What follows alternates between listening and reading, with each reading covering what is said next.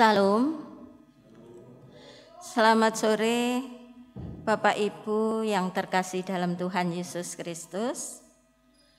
Perkenankan kami atas nama Majelis Jemaat menyampaikan selamat mengikuti ibadah saat ini, Minggu 11 September 2022.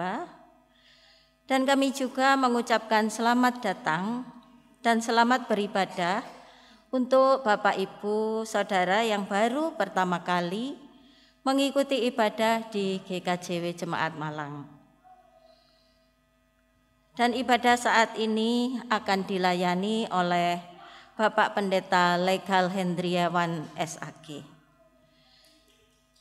Namun sebelum kita memasuki ibadah, ada beberapa hal yang perlu kami sampaikan. Di antaranya, ibadah perjamuan kudus ekumene akan dilaksanakan pada Minggu 2 Oktober 2022. Dilaksanakan pukul 7 dan 17.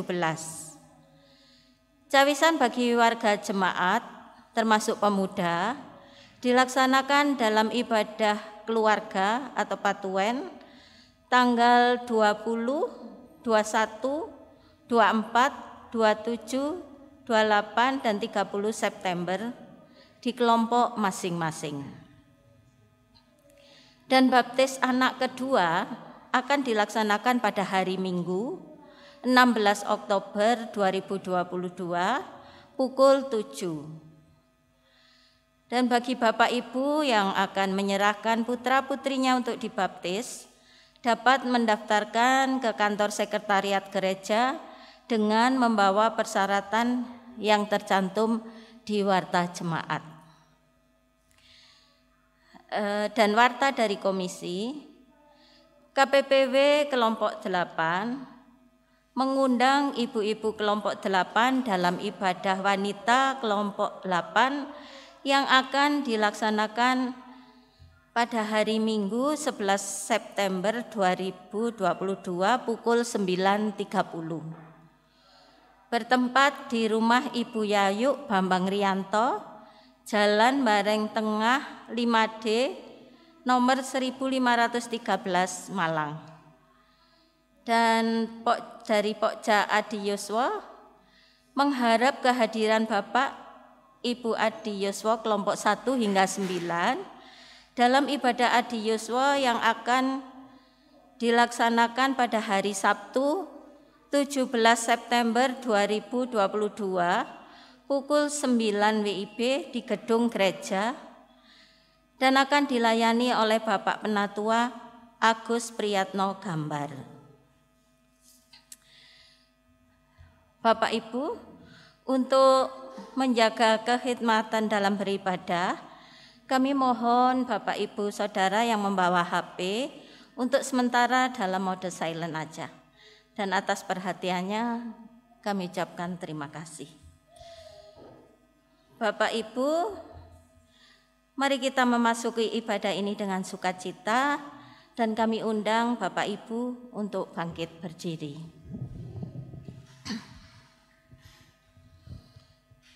Saudara-saudara yang terkasih, marilah kita datang menghadap Tuhan dengan hati yang penuh sukacita dan menghampiri taktanya untuk memuliakan namanya dengan hati yang tulus. Mari kita memuji nama Tuhan dengan memuji dari Kidung Jemaat nomor 2 bait yang kedua dan keempat.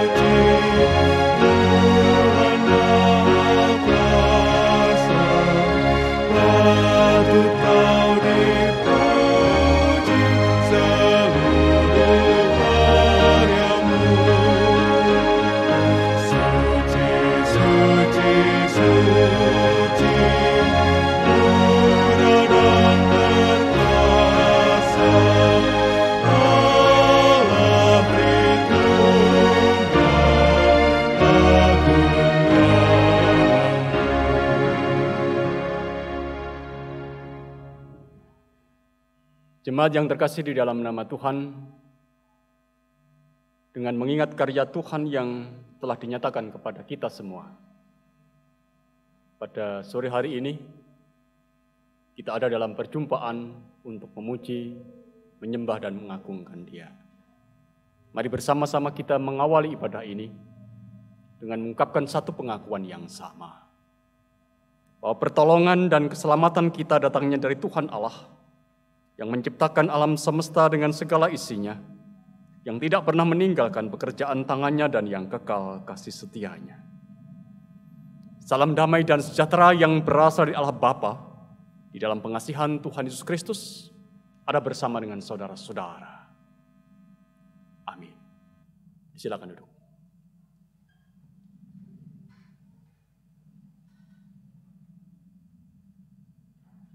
Bapak, Ibu, dan saudara-saudara yang dikasihi dan yang mengasihi Tuhan. Tema liturgis kita untuk bulan September ini, kita masih ada di bulan Kitab Suci. Kita dipandu oleh satu tema, jalanilah kehidupan di dalam terang firman Allah. Mengingatkan kepada kita semua bahwa hidup ini tidak mudah. Kita sering berhadapan dengan persoalan dan pergumulan. Kita sering berhadapan dengan apa yang sesungguhnya itu tak kita kehendaki, tetapi itu ada dan terjadi. Oleh karena itu biarkanlah firman Tuhan akan menjadi penerang atas langkah kita menjalani hidup ini. Kita sambut tema ini dengan satu pujian dari Kidung Jemaat nomor 405 bait 1 dan 2.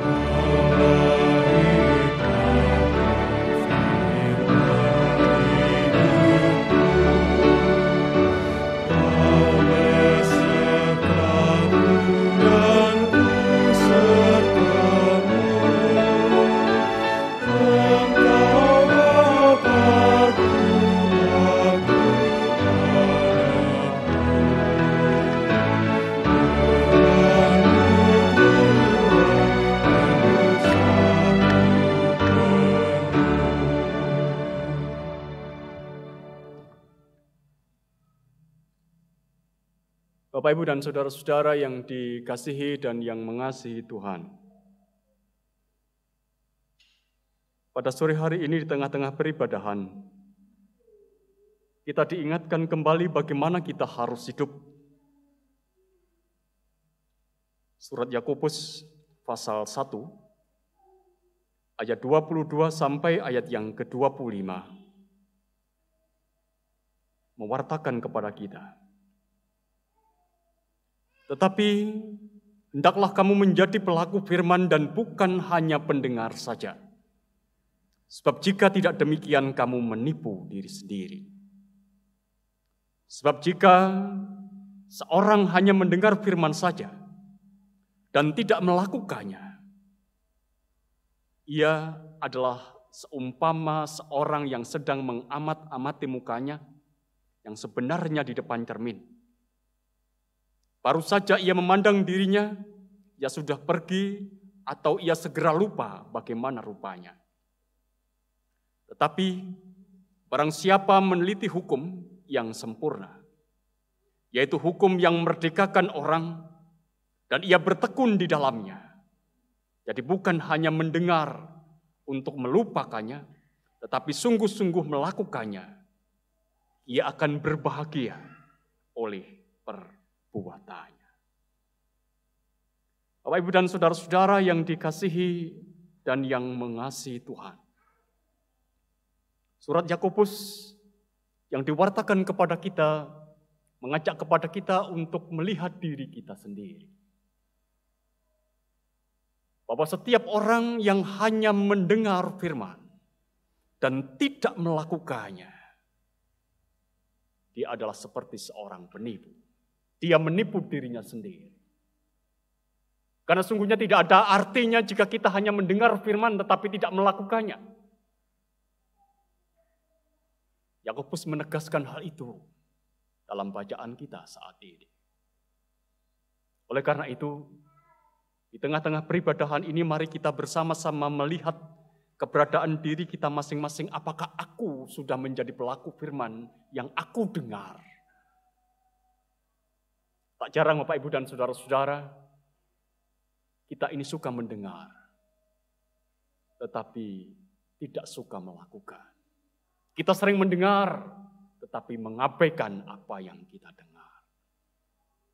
Di bulan kitab suci ini, saudara-saudara, kita diingatkan akan hal itu, supaya menegaskan di dalam diri kita, berani untuk mendengar, tapi juga berani untuk melakukan. Dan kalau toh dalam kehidupan kita sementara ini, kita melihat bahwa kita hanya menjadi pendengar dan tidak melakukannya.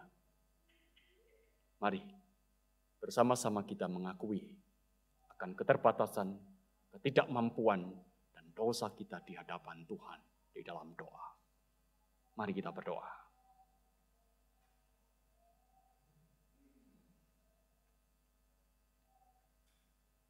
Bapa yang di sorga, kami bersyukur kepadamu pada sore hari ini. Kasih-Mu, pimpinan-Mu, menyertai hidup kami.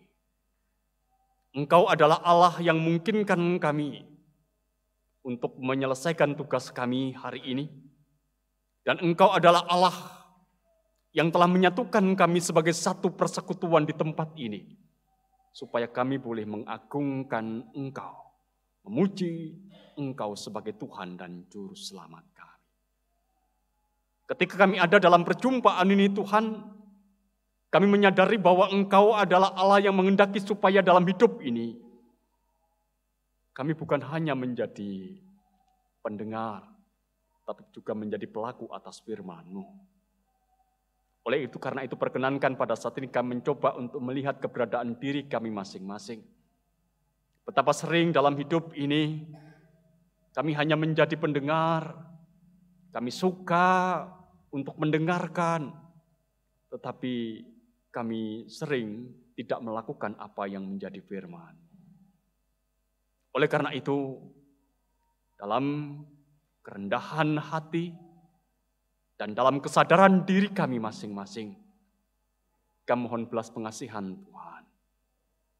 Ampunilah kami. Tahirkanlah kami dari dosa kami. Dosa yang kami perbuat karena kami hanya menjadi pendengar dan bukan menjadi pelaku atas firman-Mu.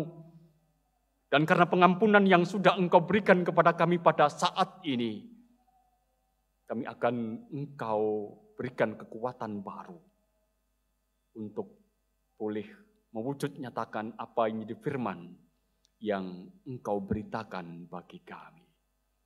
Sehingga hidup kami akan terus terangi oleh firman-Mu.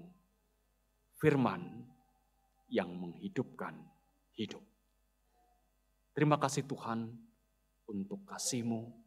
Terima kasih untuk pengampunan-Mu.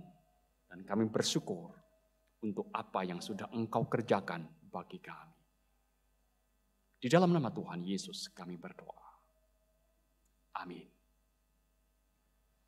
Jemaat disilakan untuk berdiri.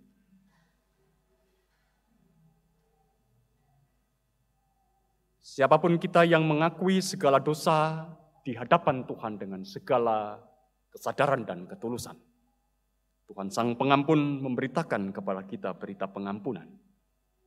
Menurut Ibrani pasal 9 ayat yang ke-15.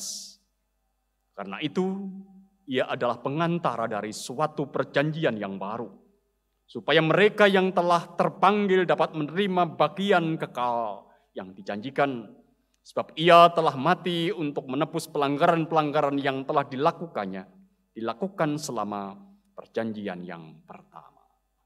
Dan seiring dengan berita pengampunan ini, mari kita agungkan Tuhan dengan kita angkat satu nyanyian dari PKJ nomor 39 bait 1 dan 2.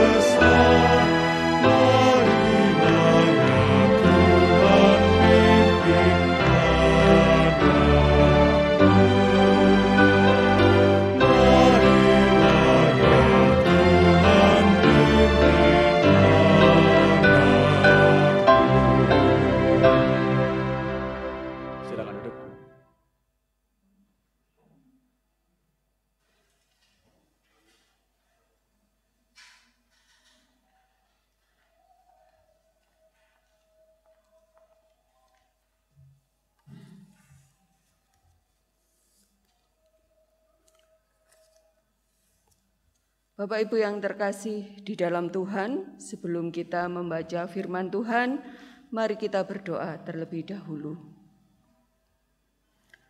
Bapa kami yang Maha Pengasih, pada saat ini kami hendak membaca firman-Mu. Tolong kami ya Tuhan untuk mengenal, mencintai, dan memahami-Mu dengan lebih baik. Bantu kami untuk mengenali kehendak-Mu melalui firman-Mu di dalam kehidupan kami. Lebih-lebih, jadikan kami pelaku firman yang baik. Demikian ya Tuhan, doa kami, di dalam nama Tuhan Yesus kami telah berdoa. Amin. Mari kita menyanyikan dari PKJ 124, baitnya yang kedua.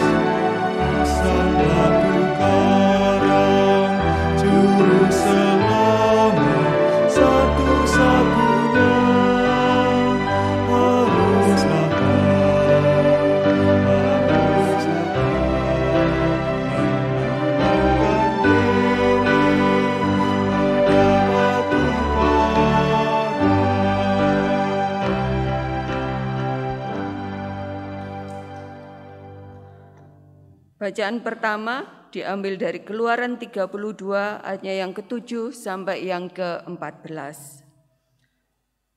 Berfirmanlah Tuhan kepada Musa, "Pergilah, turunlah, sebab bangsamu yang kau pimpin keluar dari tanah Mesir telah rusak lakunya.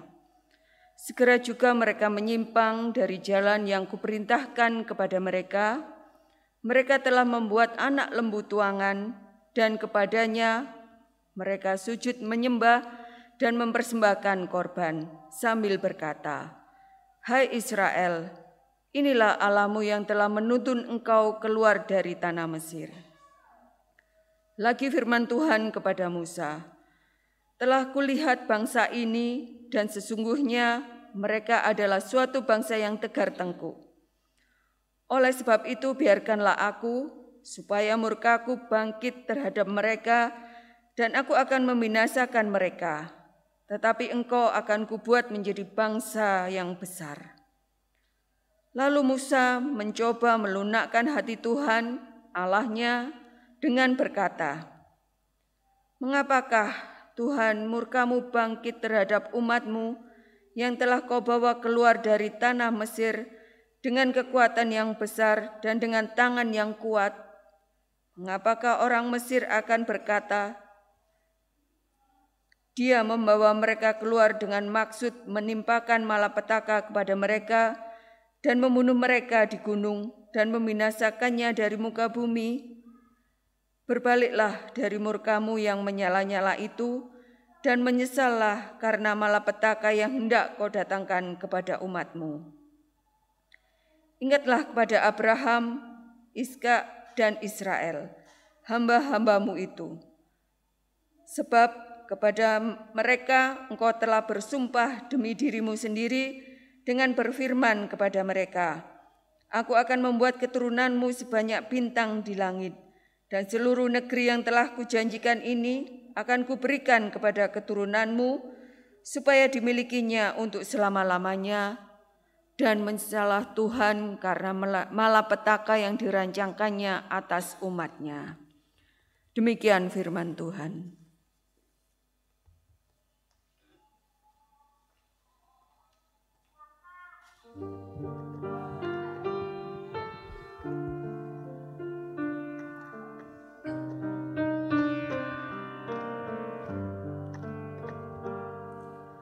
Kasih adikku ya Allah, menurut kasih setiamu, hapuskan pelanggaranku menurut rahmat-Mu yang besar. Bersihkanku seluruhnya, tahirkanku dari dosa. Sebab aku sendiri sadar akan pelanggaran dan dosaku. Terhadap Engkau ku telah berdosa dan melakukan yang Kau anggap jahat, agar ternyata Engkau adil, bersih dalam penghukuman-Mu. Bersihkan aku dari dosaku, basuhlah aku lebih dari salju. Biarlah ku dengar sukacita, tulang yang remuk bersorak kembali.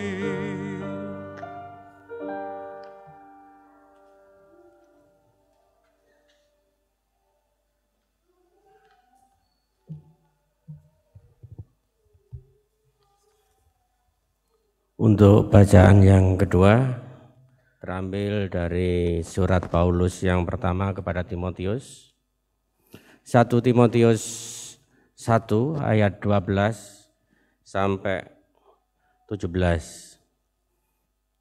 Yang demikian, ucapan syukur atas kasih karunia Allah. Aku bersyukur kepada Dia yang menguatkan aku, yaitu Kristus Yesus Tuhan kita. Karena Ia menganggap aku setia dan mempercayakan pelayanan itu kepadaku. Aku yang tadinya seorang penghujat dan seorang penganiaya dan yang seorang ganas, tetapi aku telah dikasihani dikasihaninya. Karena semuanya telah kulakukan tanpa pengetahuan, yaitu di luar iman. Malah kasih karunia Tuhan kita itu telah dikaruniakan dengan limpahnya kepadaku dengan iman dan kasih dalam Kristus Yesus. Perkataan ini benar dan patut diterima sepenuhnya. Kristus Yesus datang ke dunia untuk menyelamatkan orang berdosa, dan di antara mereka akulah yang paling berdosa. Tetapi justru karena itu aku dikasihani agar dalam diriku itu sebagai orang yang paling berdosa, Yesus Kristus menunjukkan seluruh kesabarannya. Dengan demikian aku menjadi contoh bagi mereka yang kemudian percaya kepadanya dan mendapat hidup yang kekal. Hormat dan kemuliaan sampai selama-lamanya kepada Raja segala firman, Allah yang kekal, yang tak nampak, yang esa. Amin. Demikian firman Tuhan.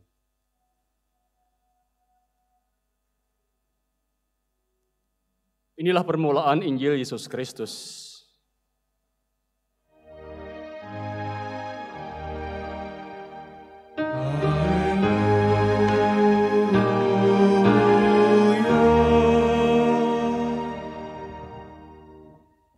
Umat diundang untuk bangkit berdiri.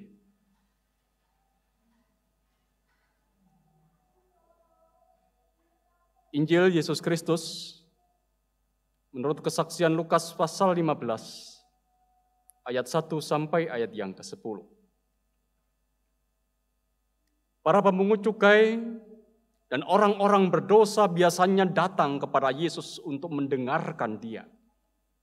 Maka bersungut-sungutlah orang-orang Farisi dan ahli-ahli Taurat, katanya, Ia menerima orang-orang berdosa dan makan bersama-sama dengan mereka. Lalu Ia mengatakan perumpamaan ini kepada mereka.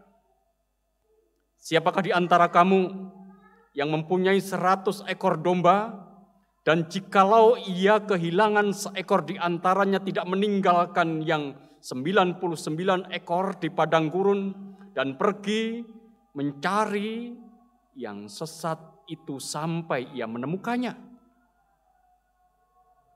Dan kalau ia telah menemukannya, ia meletakkannya di atas bahunya dengan gembira. Dan setibanya di rumah, ia memanggil sahabat-sahabatnya dan tetangga-tetangganya serta berkata kepada mereka, "Bersukacitalah bersama-sama dengan aku, sebab dombaku yang hilang itu telah kutemukan. Aku berkata kepadamu, demikian juga akan ada sukacita di sorga karena satu orang berdosa yang bertobat, lebih daripada sukacita karena 99 orang benar yang tidak memerlukan pertobatan. Atau perempuan manakah yang mempunyai 10 dirham, dan jika ia kehilangan satu di antaranya tidak menyalakan pelita dan menyapu rumah serta mencarinya dengan cermat sampai ia menemukannya. Dan kalau ia telah menemukannya, ia memanggil sahabat-sahabat dan tetangga-tetangganya serta berkata, bersukacitalah bersama-sama dengan aku, sebab dirhamku yang hilang telah kutemukan. Aku berkata kepadamu, demikian juga akan ada sukacita pada malaikat-malaikat Allah karena satu orang berdosa yang bertobat." Demikian Injil Yesus Kristus, yang berbahagia adalah setiap kita yang mendengar dan melakukan apa yang menjadi firman Tuhan dalam hidup. Amin.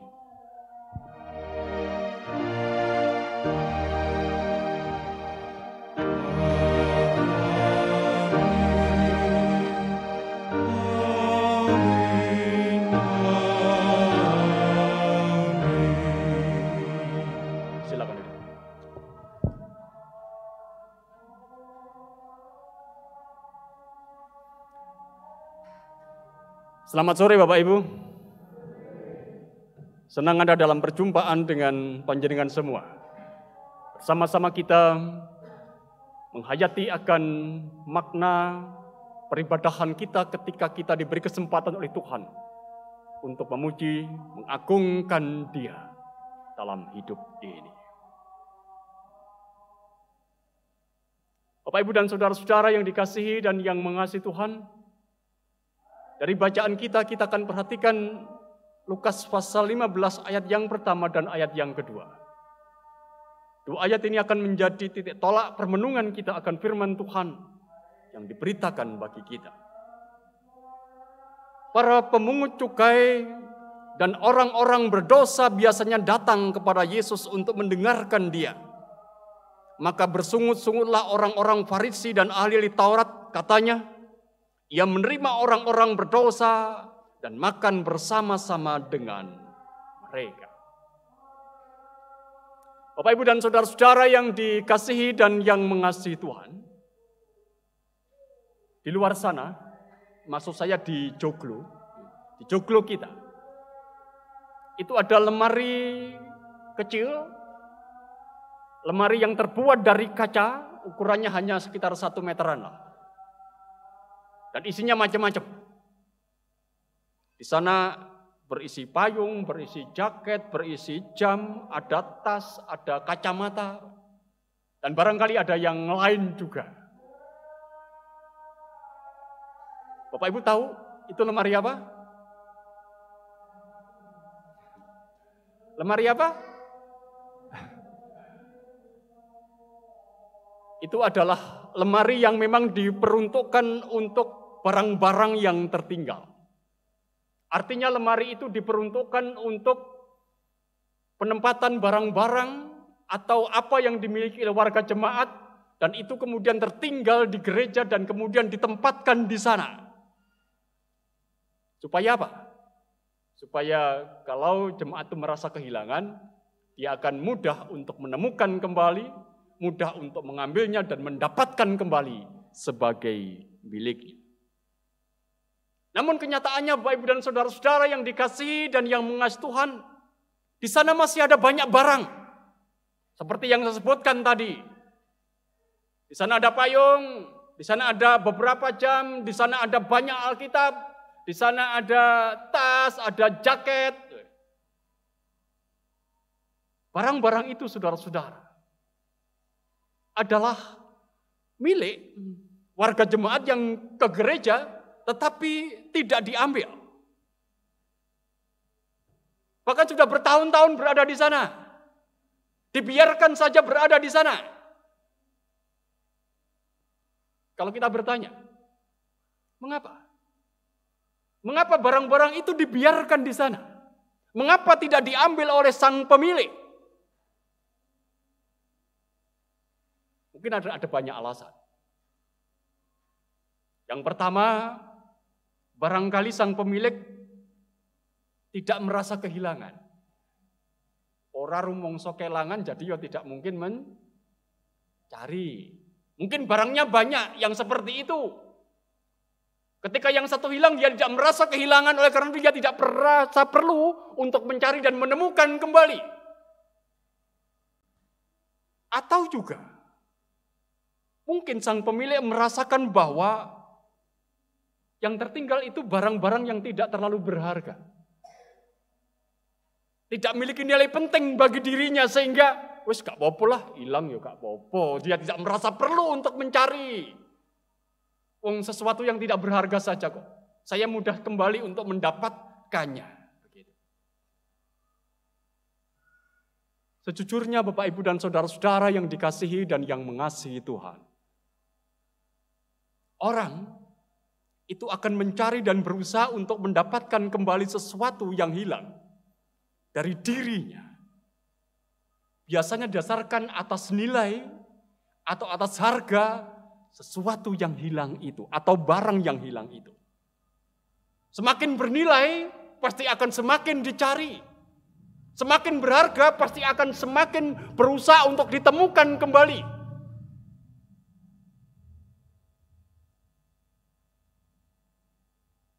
Sehingga Di sana sebenarnya tidak ada barang berharga kan?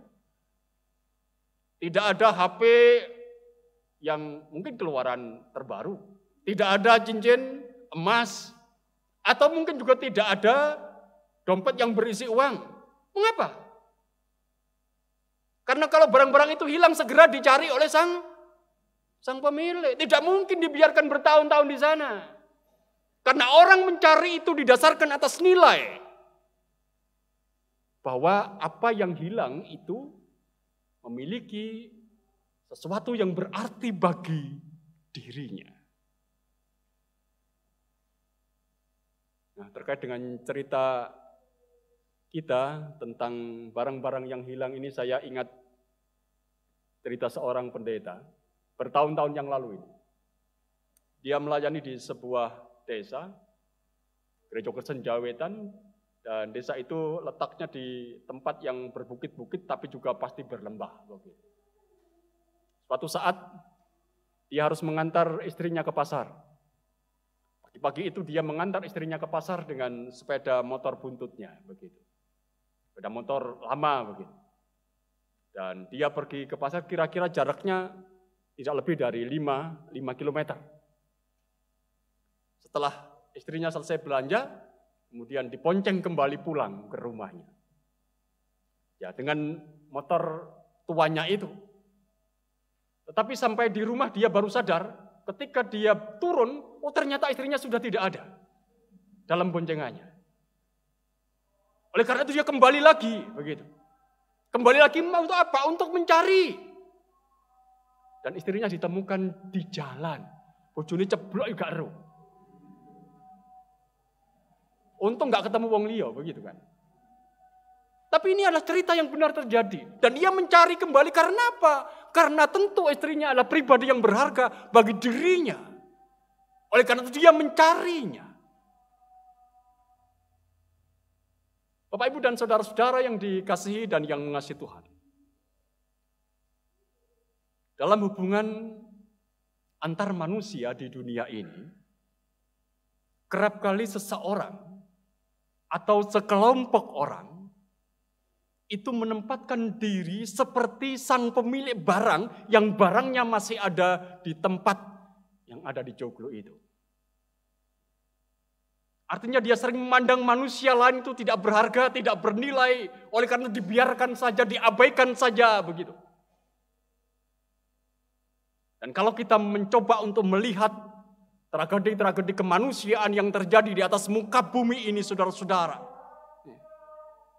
selalu berakar pada sikap manusia ketika dia memandang rendah dan tak berharganya orang lain. Pembunuhan-pembunuhan etnis, peperangan, ataupun juga barangkali kelaparan karena sistem politik yang sedang ada dalam pergolakan misalnya saja. Atau kalau hari ini kita mengingat tragedi 11 September 2001. Ini juga sebenarnya adalah berangkat dari keberadaan seorang atau sekelompok orang yang memandang bahwa orang lain itu adalah pribadi yang tidak berharga, tidak bernilai. Oleh karena itu ia bisa dihancurkan, bisa dibinasakan. Tragedi 11 September tahun 2001. Itu tidak kurang 3.000 orang mati. Dan selalu berakar pada satu persoalan mendasar. Orang mengabaikan orang lain. Manusia tidak menganggap manusia yang lain sebagai sebagai pribadi yang berharga. Bapak, Ibu, dan saudara-saudara yang dikasihi dan mengasihi Tuhan, dalam bacaan kita hari ini, dalam bacaan Injil, mereka yang melakukan pembiaran dan menunjukkan ketidakpedulian pada mereka yang sering dipandang rendah, itu tampil dalam sosok orang-orang Farisi dan ahli-ahli Taurat. Bagi mereka, saudara-saudara, orang-orang yang berdosa, ya sudah, biarkan mereka hidup dalam dosanya. Yang sudah rusak, biarkanlah mereka hidup dalam kerusakannya. Yang sudah hitam, biarkanlah tetap akan menjadi hitam. Itu dalam pandangan mereka. Dalam pandangan orang-orang Farisi dan ahli-ahli Taurat. Dalam bahasa yang populer, Saat ini kita bisa mengatakan bahwa orang-orang Farisi dan ahli-ahli Taurat itu adalah orang-orang yang keracunan agama. Pernah dengar istilah keracunan agama kan? Orang-orang yang keracunan agama. Mereka adalah kaum agamawan. Mereka adalah pemimpin agama. Mereka bahkan mungkin dalam tanda kutip bisa katakan mereka adalah pemimpin spiritual. Bagi banyak orang. Mereka berpikir dengan agama semuanya akan baik-baik saja, begitu. Mereka mengajarkan yang baik, mereka mengajarkan kebenaran. Tetapi yang dihadirkan dalam kehidupan mereka, yang dihadirkan oleh mereka dalam kehadiran mereka, itu adalah apa yang disebut dengan ketidakpedulian, yang disebut dengan kekerasan. Ini yang dihadirkan oleh mereka. Inilah saudara-saudara orang-orang yang keracunan agama. Hidupnya tanpa ambigu dari apa yang dikatakan dengan apa yang dihadirkan di dalam kehidupannya. Orang-orang Farisi, ahli-ahli Taurat, itu yang diwartakan kepada kita, keberadaan mereka. Jadi kalau dalam kehidupan kita, saudara-saudara, kita berjumpa dengan orang yang sok agama, sok agamis begitu, atau orang yang sok bicara kebaikan, sok suci, atau menampilkan wajah kesalehan dalam kehidupan dengan atribut-atributnya, tetapi yang dilakukan adalah dalam kehidupannya mempraktekkan hidup dengan mengabaikan yang lain, tidak peduli dengan yang lain, menampilkan kekerasan, pastilah pribadi-pribadi itu adalah orang-orang yang keracunan agama. Apa yang disampaikan, diwartakan, berbeda dengan apa yang dihadirkan. Orang-orang Farisi, ahli-ahli Taurat, ini adalah orang-orang yang keracunan agama dalam bahasa modern kita.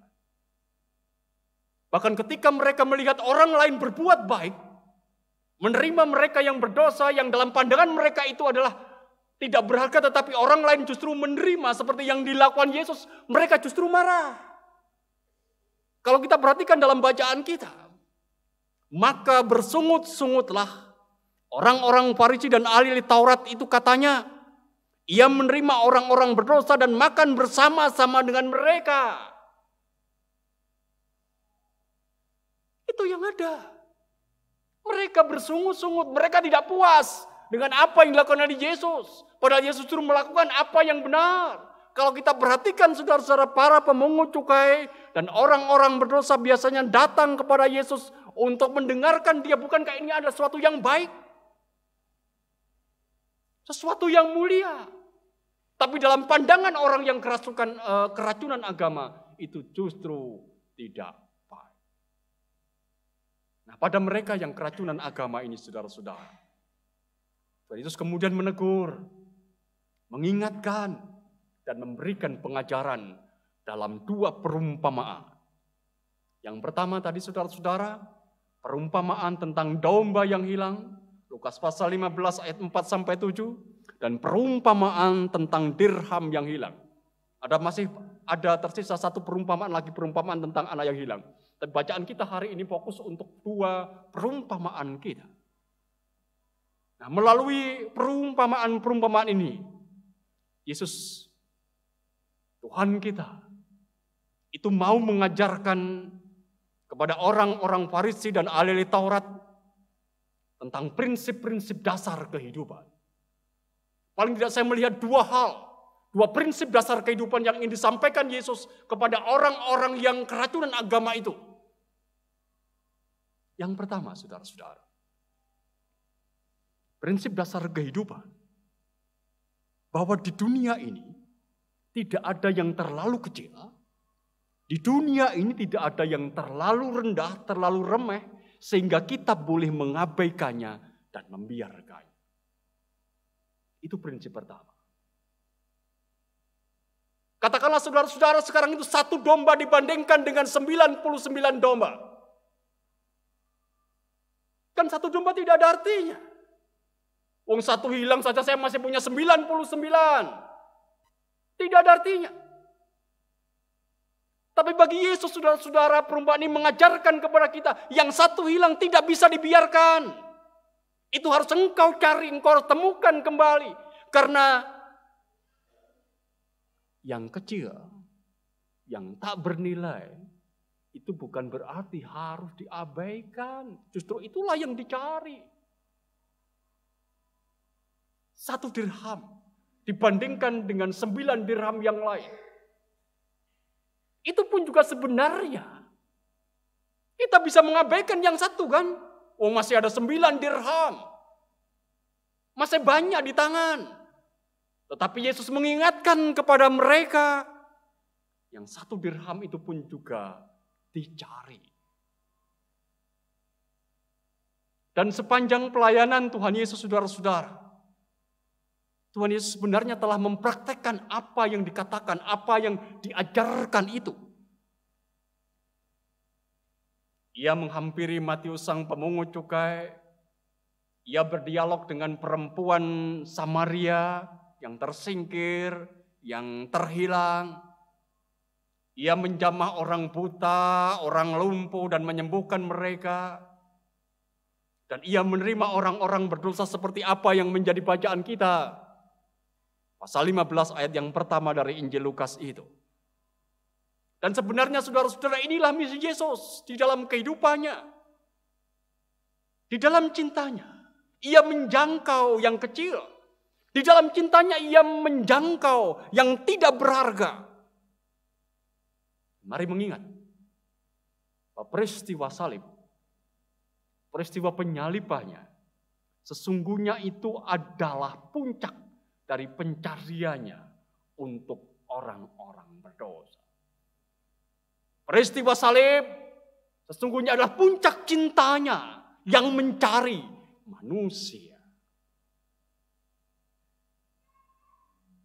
Dialog Allah dan Musa. Pada bacaan kita yang pertama pada Keluaran pasal 32 ayat 7 sampai 14. Itu juga menunjukkan bahwa Allah tidak mengabaikan yang kecil, yang berdosa, yang sesat. Allah pada akhirnya tidak menghukum Israel. Allah di dalam cintanya menyelamatkan Israel, bangsa yang tegar tengkoh itu. Bahkan dikatakan kepada kita dalam Keluaran pasal 32 ayat yang ke-14. Dan menyesalah Tuhan karena malapetaka yang dirancangkannya atas umatnya. Artinya bahwa pada saat itu Tuhan Allah tidak menghukum Israel yang sebenarnya mau dihukumnya itu. Karena apa? Karena Tuhan juga memandang bahwa Israel ini berharga. Dia tidak menghukumnya. Bapak, Ibu, dan saudara-saudara, kita sadari dalam kehidupan kita, sesuatu, apakah itu orang atau barang, sering kita anggap kecil, sering kita anggap tidak bernilai, karena kita tidak punya cinta untuk sesuatu itu.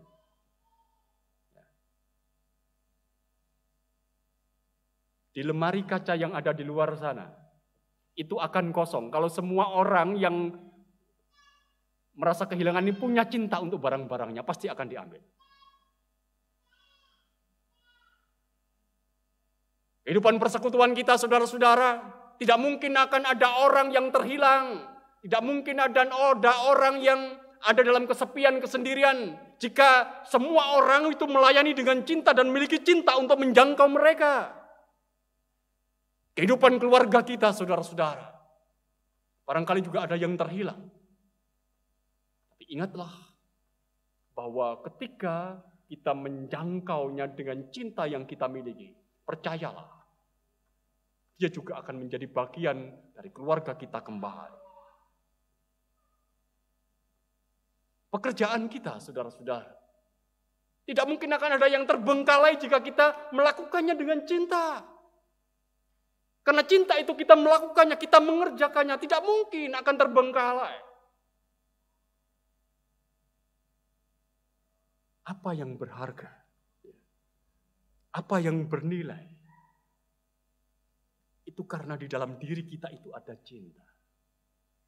Saya tidak mungkin memandang sesuatu yang kecil, yang tidak berharga itu kemudian memandang sebagai sesuatu yang berharga kalau saya tidak punya cinta. Saya ingat cerita tentang seorang bernama Alfonsus Rodriguez. Dia hidup pada tahun 1532 sampai 1617 di Spanyol. Dia adalah seorang saudagar kaya raya di Spanyol, tetapi hidupnya penuh dengan kepahitan. Ayahnya mati, kemudian ketika ia menikah, ia menjalani kehidupan perkawinan, anaknya mati, istrinya juga mati dalam waktu yang tidak lama. Kemudian dia menjual perusahaan yang dimilikinya dan kemudian melamar. Dia mau menjadi frater begitu, menjadi bagian dari kehidupan komunitas biara. Dan ia ditolak karena banyak hal begitu. Tapi dia terus berusaha, saudara-saudara. Dia bersekolah dengan segala keterbatasannya, dia menempuh pendidikan tertentu sampai pada akhirnya dia diterima di salah satu seminari Katolik, tetapi bukan menjadi bagian dari orang-orang yang hidup dalam biara itu untuk melakukan tugas yang formal sebagai seorang biarawan, bukan. Tetapi dia diterima sebagai sang penjaga pintu gerbang. Bayangkan saudara-saudara, dia adalah pengusaha kaya yang kemudian dia menjadi seorang penjaga pintu gerbang untuk seminari Jesuit yang ada di Spanyol. Tapi saudara-saudara, dia melakukan tugas yang kecil ini dengan segala kesetiaan. Dia melakukan tugas ini dengan sangat-sangat bersemangat. Setiap orang yang datang disambutnya begitu rupa. Dibukakan pintu, kemudian dia manggilkan orang-orang yang barangkali di dalam seminar itu belum tahu kalau ada tamu. Selalu begitu. Dia menyambutnya dengan ramah. Dia menyambutnya dengan gembira. Bahkan kesaksian dari orang-orang yang datang ke seminar itu mengatakan, saya berjumpa dengan malaikat begitu. Dia hanya penjaga pintu gerbang. Yang ada tamu ya dia membukakan pintu gerbang begitu. Dan saudara-saudara tahu berapa tahun dia melakukan tugas itu? 40 tahun dia melakukan tugasnya sebagai penjaga pintu gerbang. Bukan suatu yang besar, yang kecil. Tetapi ia melakukannya dengan penuh cinta dan hidupnya memberkati orang lain. Bapak, Ibu, dan saudara-saudara yang dikasihi dan yang mengasihi Tuhan. Itu prinsip hidup yang pertama yang ingin saya sampaikan. Di dunia ini tidak ada yang terlalu kecil, terlalu rendah, sehingga kita boleh mengabaikan dan membiarkan. Yang kedua, Bapak, Ibu, dan saudara-saudara, fokuslah pada kemurahan hatimu. Fokuslah pada kemurahan kita dalam hidup. Dan jangan fokus pada prasangka-prasangka kita atas orang lain. Di dalam Injil Lukas pasal 6 ayat yang ke-36, Tuhan Yesus bersabda begini, hendaklah kamu murah hati sama seperti Bapamu adalah murah hati. Yesus itu adalah orang yang murah hati, Yesus adalah pribadi yang murah hati. Dia menerima pemungut sungai, dia menerima orang-orang berdosa, ia bergaul dan makan bersama dengan mereka. Pada bagian ayat yang pertama diungkapkan kepada kita. Karena apa? Karena kemurahan hati yang ada di dalam dirinya, karena dia sendiri adalah pribadi yang murah hati. Dengan tindakan menerima dan bergaul dengan pemungut cukai dan orang-orang berdosa. Yesus sebenarnya mau mengkritik, mau memberikan pengajaran kepada orang-orang Farisi dan ahli Taurat. Jangan pusatkan perhatianmu itu pada dosa orang lain. Jangan pusatkan perhatianmu itu pada cacat, pada celah, pada kehitaman hidup orang lain. Jangan. Tapi pusatkanlah hidupmu pada dirimu sendiri. Apakah hidupmu itu penuh dengan kemurahan hati seperti yang aku lakukan? Itulah yang sebenarnya Yesus mau katakan dengan perumpamaan ini. Ketika dia mengajarkan itu kepada orang-orang Farisi dan ahli-ahli Taurat.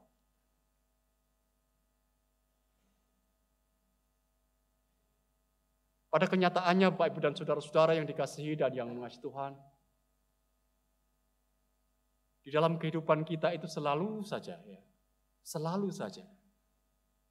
ada orang yang tidak bersama-sama dengan kita. Ya. Selalu saja ada orang yang tidak ada bersama-sama dengan kita. Mereka itu seperti domba yang terhilang, seperti dirham yang hilang. Oh, mungkin kita bisa berargumen, domba yang hilang itu karena nakal, Pak. Ya, kita bisa mengatakan seperti itu. Tapi apa ono dirham yang nakal? Artinya bahwa kalau dirham yang hilang itu bukan karena dirhamnya, tapi karena kita tidak menjaganya begitu rupa, sehingga kemudian terhilang. Selalu saja, saudara-saudara, ada orang-orang yang tidak bersama-sama dengan kita, karena barangkali kita tidak mampu menjaganya. Dan untuk yang terhilang inilah, saudara-saudara, Tuhan Yesus mengingatkan supaya kita bertanggung jawab untuk mencarinya kembali. Memang bukan perkara mudah. Bukan perkara gampang. Domba itu kalau hilang di padang rumput, jangan bayangkan kita mencarinya di tengah lapangan. Di sana ada banyak tumbuhan, di sana ada banyak bukit, di sana ada banyak goa yang membutuhkan usaha ekstra, tenaga, pikiran begitu rupa sampai ditemukan kembali dan kemudian dipanggul oleh sang gembala untuk dibawanya pulang. Bukan perkara mudah, membutuhkan usaha, membutuhkan niat yang kuat. Tanpa itu, saudara-saudara, tak mungkin kita akan menemukan domba yang hilang itu. Demikian pula dirham yang hilang, saudara-saudara. Bagian dari mata uang yang kecil. Yang itu kalau sudah masuk ke dalam tanah, barangkali sulit bagi kita untuk menemukan atau mencarinya kembali. Selalu butuh usaha yang keras. Tapi saudara-saudara, itulah tugas kita. Sebagaimana Tuhan Yesus ajarkan kepada orang-orang Farisi dan ahli-ahli Taurat, kita harus melakukannya dengan cinta. Tanpa cinta yang ada dalam hati kita, saudara-saudara, kita tidak mungkin mencari. Kalau kita tidak memiliki cinta untuk domba kita tidak mungkin mencarinya. Kalau kita tidak memiliki cinta untuk dirham yang hilang, kita tidak mungkin mencarinya. Wis barbano hilang, begitu. Mari saudara-saudara kita mengingat persoalan-persoalan dan pergumulan yang ada di dalam kehidupan kita. Sempat membaca beberapa kisah hidup dari beberapa orang yang pernah masuk bui misalnya, saudara-saudara. Pernah dipenjara. Pergumulan terberat mereka sebenarnya apa? Pergumulan terberat mereka adalah ketika mereka kembali pulang dari penjara. Kadang dia tidak diterima, ditolak oleh keluarganya, masyarakat memandang, mencibirkan dia seperti lagunya Ebit itu. Itu yang ada. Bagaimana mungkin kita bisa menjangkau yang hilang jika dalam hidup kita ini kita sudah menolaknya, kita menganggapnya itu tidak berharga, tidak bernilai.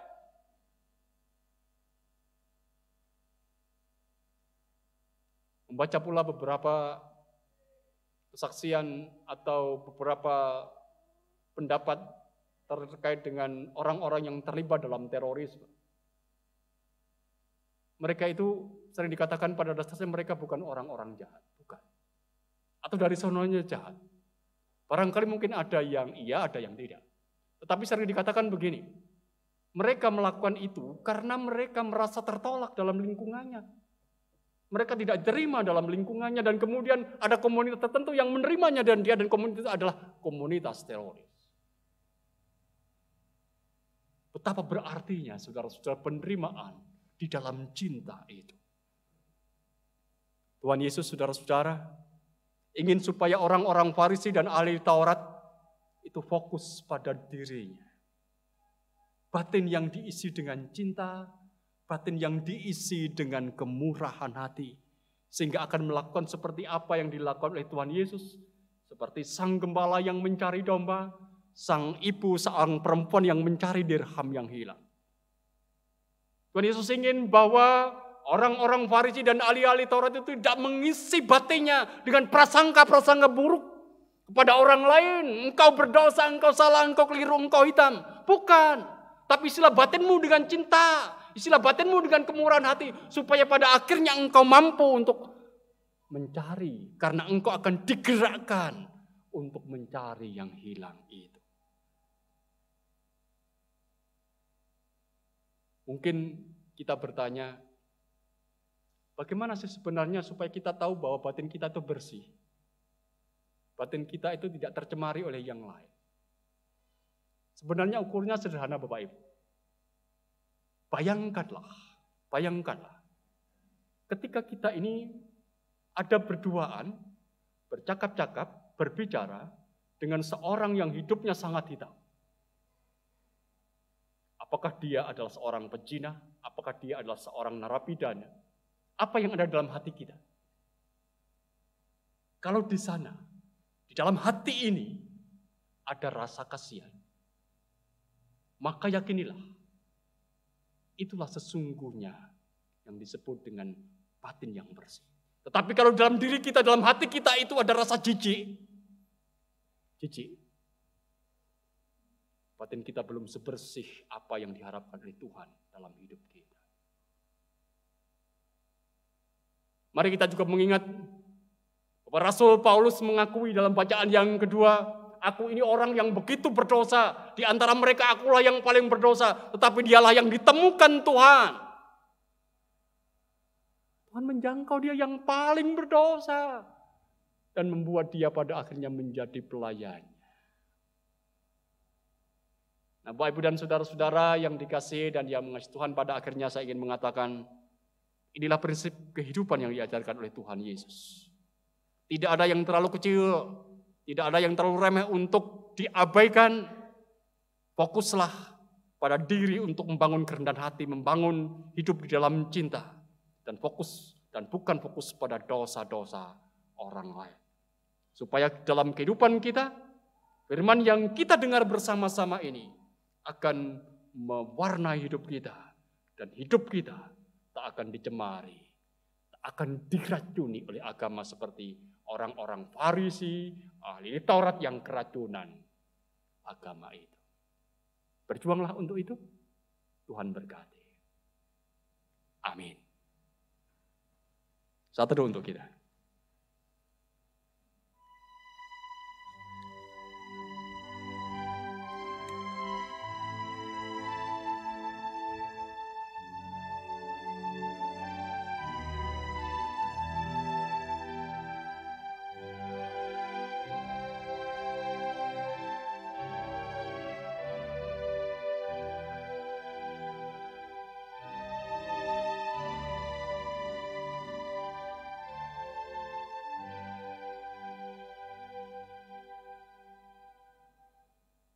Kita menyambut firman Tuhan yang boleh kita dengar dengan kita angkat satu pujian dari Kidung Jemaat 391 bait yang keempat.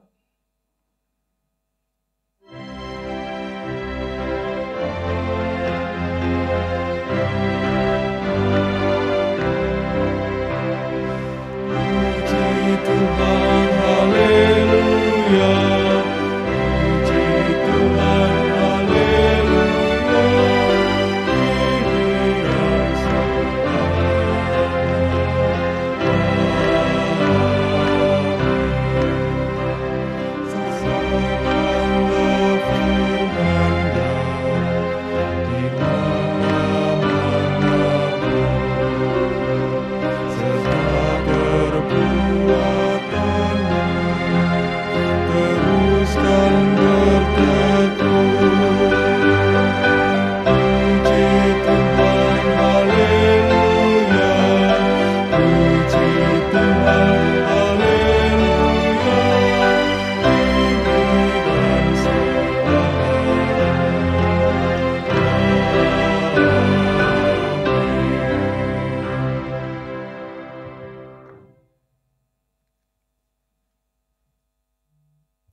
Jemaat yang dikasihi Tuhan, kami undang untuk bangkit berdiri. Mari kita bersama-sama mengikrarkan kembali pengakuan iman rasuli kita. Pengakuan iman rasuli. Aku percaya kepada Allah, Bapa yang Maha Kuasa, Khalik langit dan bumi, dan kepada Yesus Kristus, anaknya yang tunggal Tuhan kita, yang dikandung daripada Roh Kudus, lahir dari anak Maria, yang menderita di bawah pemerintahan Pontius Pilatus, disalibkan, mati, dan dikuburkan, turun ke dalam kerajaan maut. Pada hari yang ketiga, bangkit pula dari antara orang mati, naik ke surga, duduk di sebelah kanan Allah yang Maha Kuasa, dan akan datang dari sana untuk menghakimi orang yang hidup dan yang mati. Aku percaya kepada Roh Kudus, gereja yang kudus dan am, persekutuan orang kudus, pengampunan dosa, kebangkitan daging, dan hidup yang kekal. Amin. Dipersilakan duduk.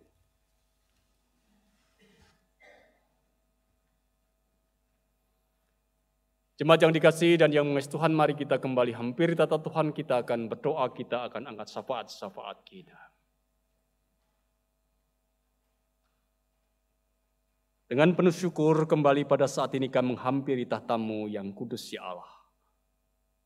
Kami boleh mengalami kebaikan-Mu sepanjang kami menikmati persekutuan kami dengan Engkau dan dengan saudara-saudara kami yang lain dalam Kristus Yesus. Biarkan melalui perjumpaan ini, kami akan semakin bertumbuh dalam pengenalan akan Engkau dan pengenalan akan yang lain sebagai saudara di dalam Tuhan. Bersyukur pula kalau pada sore hari ini, Engkau telah mengungkapkan kepada kami apa yang menjadi ungkapan kata hati-Mu melalui firman yang Engkau beritakan. Mengingatkan kepada kami bahwa prinsip dalam kehidupan kami, supaya kami tidak memandang kecil, memandang yang kecil, yang tidak berharga, itu kemudian kami melakukan apa yang sesungguhnya tidak baik bagi mereka. Kau juga mengingatkan kepada kami, supaya kami fokus pada diri untuk membangun hidup kami dengan kemurahan hati dan cinta, bukan fokus pada dosa, kesalahan, dan orang lain, seperti yang dilakukan oleh orang-orang Farisi dan ahli-ahli Taurat. Biarkanlah ya Tuhan dengan apa yang Engkau beritakan bagi kami, kami akan belajar untuk hidup meneladani Kristus Tuhan kami.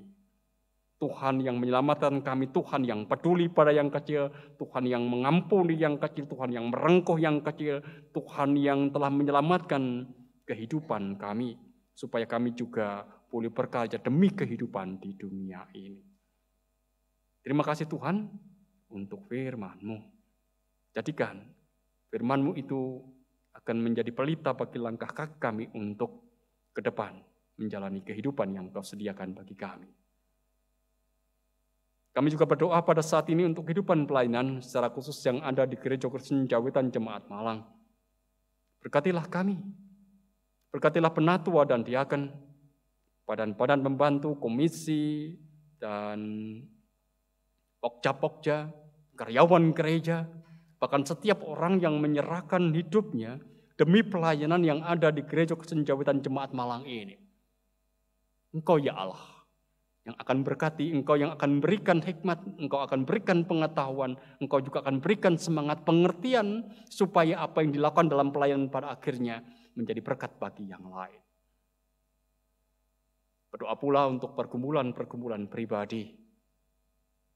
Ada saudara kami yang ada dalam sakit, ada dalam kelemahan, ada dalam keterpurukan, ada dalam kesendirian, mereka yang dibelenggu oleh dendam, mereka yang mengalami kepahitan, kekecewaan.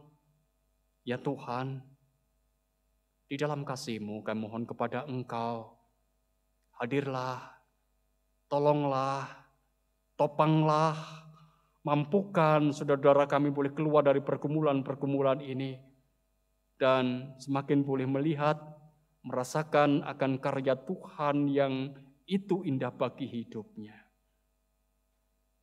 Memang kami sadar hidup sering tak sejalan dengan apa yang menjadi harap dan mimpi kami. Tapi biarkanlah kami menerima bahwa apa yang menjadi bagian dari perjalanan kehidupan kami, itu semuanya ada dalam rancangan Tuhan yang baik dan benar. Berdoa untuk anak-anak jemaat, yang ada di bangku pendidikan, Tuhan yang akan menyertai, Tuhan yang memimpin, Tuhan yang berkati, berikan semangat untuk meraih yang terbaik bagi hidup mereka, dan mampukan setiap orang tua untuk dengan kesabaran dan kebijaksanaan mendampingi mereka, supaya pada akhirnya mereka boleh meraih mimpi dan harapan mereka. Para pemuda-pemudimu yang mencari pekerjaan, yang mencari teman hidup, kami serahkan kepada Tuhan supaya mereka tetap boleh ada dalam hikmat Tuhan dan percaya bahwa Tuhan menyediakan apa yang terbaik bagi hidupnya dan mengusahakan yang terbaik pula bagi dirinya sendiri. Berdoa untuk setiap pekerjaan yang kami lakukan. Sungguhnya setiap pekerjaan yang Kau berikan bagi kami itu kami akan bertanggung jawab kepada Engkau. Berikan kepada kami semangat dan ketulusan hati untuk melakukan pekerjaan kami masing-masing, dan biarkanlah melalui pekerjaan itu kami boleh menerima dan merasakan berkat-Mu yang besar. Dan lebih dari itu, kami akan senantiasa merasa cukup berkat Tuhan atas kami.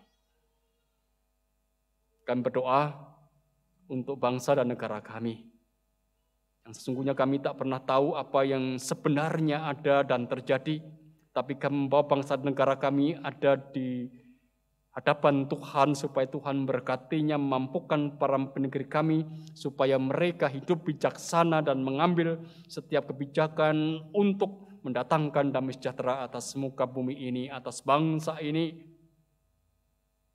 Kami percayakan negeri ini dalam naungan tangan kasih Tuhan. Demikian pula halnya atas perdamaian dunia yang dikoyak-koyak oleh peperangan perpecahan. Kami serahkan kepada Tuhan supaya Tuhan terlibat di dalamnya. Mampukan setiap bangsa untuk menyadari bahwa kehadirannya di dunia ini bukan untuk membawa perpecahan, bukan untuk membawa perang, tapi membawa damai sejahtera. Dan biarkanlah setiap orang pada akhirnya yang menjadi bagian dari dunia ini terus mengupayakan perdamaian atas dirinya dengan orang lain, sehingga dunia ini pun pada akhirnya juga ada dalam damai. Kami berdoa pula pada saat ini secara khusus untuk pewartaan Injil yang dilakukan oleh setiap umat-Mu. Karena setiap orang yang menjadi umat-Mu harus melakukan tugasnya untuk mewartakan Injil dengan apa yang dikatakan dan apa yang dilakukannya dalam situasi baik atau tidak. Berikan kepada kami kekuatan dan ketulusan hati untuk mewartakan Injil, sehingga dunia di mana kami ada, kami berpijak ini, pada akhirnya boleh mengenal Engkau sebagai Tuhan yang baik. Tuhan yang menyelamatkan dalam Yesus Kristus. Ini adalah ungkapan doa kami yang ada dalam keterbatasan dan kekurangan Tuhan sendiri yang menyempurnakan, sebagaimana Tuhan Yesus yang telah mengajarkan kepada kami berdoa. Bapa kami yang di surga, dikuduskanlah nama-Mu, datanglah kerajaan-Mu, jadilah kehendak-Mu di bumi seperti di sorga. Berikanlah kami pada hari ini makanan kami yang secukupnya, dan ampunilah kami akan kesalahan kami, seperti kami juga mengampuni orang yang bersalah kepada kami, dan janganlah membawa kami ke dalam pencobaan, tetapi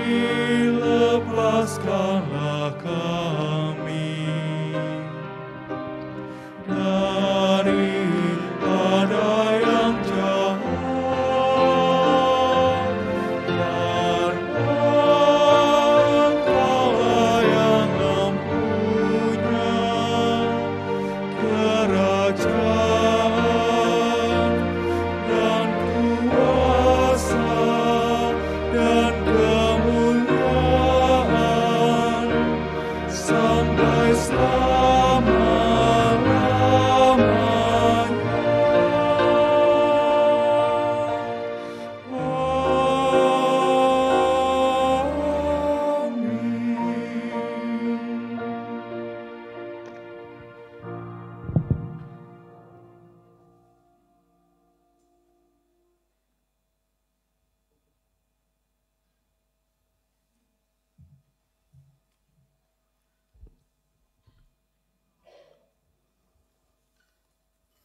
Bapak, Ibu, dan Saudara yang terkasih dalam Tuhan, penyertaan dan berkat Tuhan untuk kita, umat-Nya yang tidak pernah berhenti.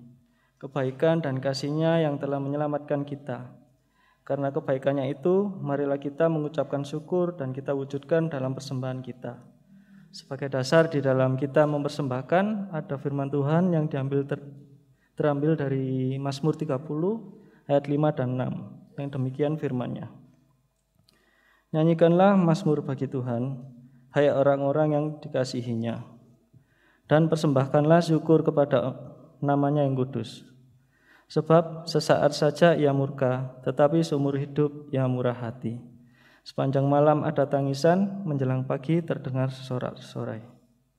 Mari saudara-saudara yang terkasih, kita mempersembahkan persembahan yang sudah kita siapkan dengan memuji dari NKB 181B, medley Kidung Jemaat 365B.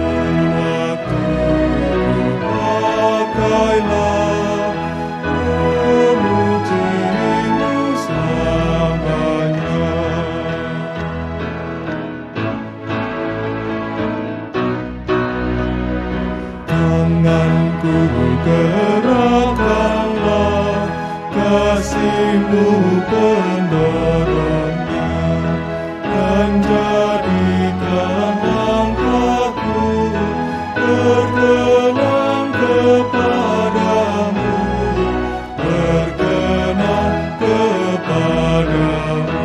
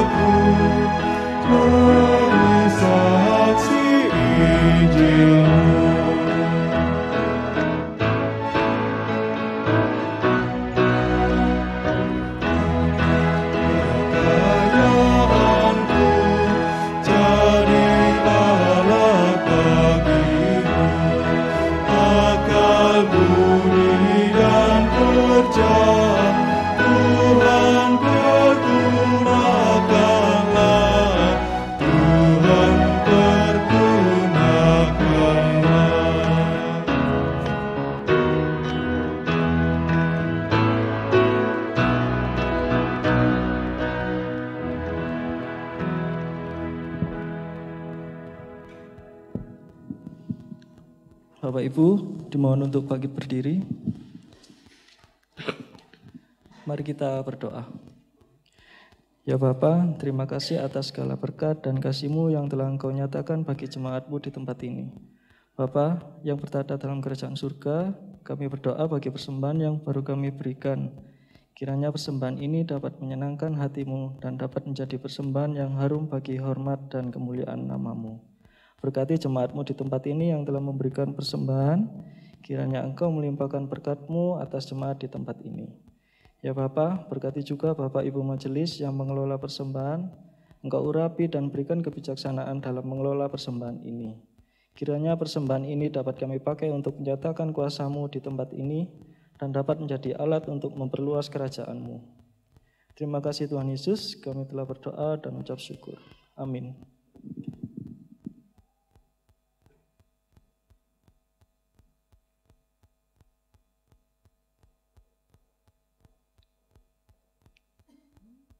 Jemaat yang dikasihi dan yang Tuhan, kita akan mengakhiri ibadah kita akan kembali dalam kehidupan keseharian kita. Ingatlah bahwa engkau diutus untuk mewartakan kabar kesukacitaan bagi dunia. Melalui berita, melalui firman Tuhan yang telah kita terima, kita diingatkan supaya kita dalam perutusan ini terus dengan segala hal kerendahan hati, dengan kemurahan hati, dengan cinta, mencari yang hilang. Karena itulah yang menjadi kesukacitaan sorga. Hitung jemaat 424 bait 1 dan 3.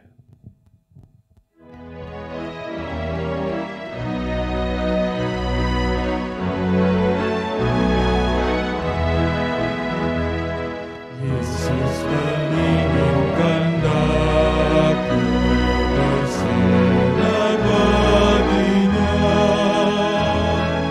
dimanapun ku berada, ku menyenangkannya. Bersinar, bersinar, itulah kehendak Yesus. Bersinar, bersinar, aku bersinar terus.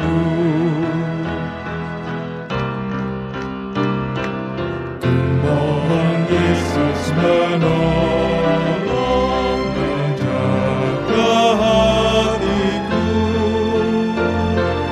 agar bersih dan bersinar meniru Tuhanku. Bersinar, bersinar, itulah kehendak Yesus. Bersinar, bersinar, aku bersinar terus. Terimalah berkat Tuhan, Allah Bapa sumber segala anugerah, Tuhan Yesus sumber segala kasih karunia, dan Roh Kudus sumber segala penghiburan, senantiasa menyertai, memberkati, dan melingkupi hidupmu, saudara-saudariku, dari saat ini dan selamanya. Amin.